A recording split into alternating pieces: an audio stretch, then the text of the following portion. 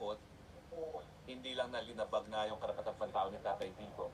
Pero malungkot, siguro, akala ng mga Marcoses, dahil pinakulong nila si Tatay Digong, magtatagumpay sila sa kanilang kagustuhan na manatili sa pwesto forever.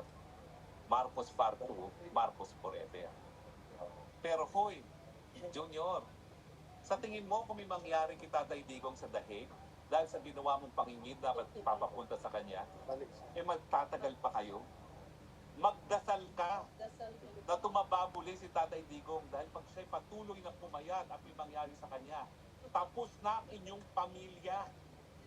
Kung nung una, kayo'y nakapunta pa ng Hawaii, baka hindi na kayo makalis sa Pilipinas at magharumintado na ang Pilipino. Hindi ko sinasabi na gawin yan ng ating mga kapwa Pilipino.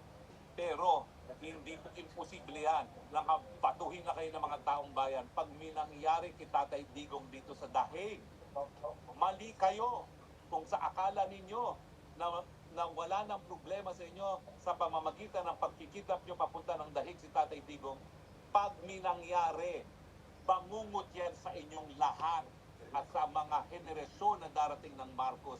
Hindi kayo patatawarin ng sambayan ng Pilipino. Tandaan nyo yan. Mag-aral kayo ng kasaysayan. Paano naging katapusan ni Muammar Gaddafi sa Libya? Hindi malayo, ganyan din ang gagawin sa inyo. Hahatawin kayo ng taong bayan sa galit pag may nangyari kay Tatay Digong. Kahit saan pa kayo magtago, may Pilipinong magagalit sa inyo at hahataw sa inyo. Hindi ko sinasabing gawin yan. Ako'y Kristiyano, hindi ko sinasabing dapat gawin yan. Pero ganyan po ang posibleng mangyari sa galit, sa hagupit ng sambayanang Pilipino pag may nangyari sa inyong lahat.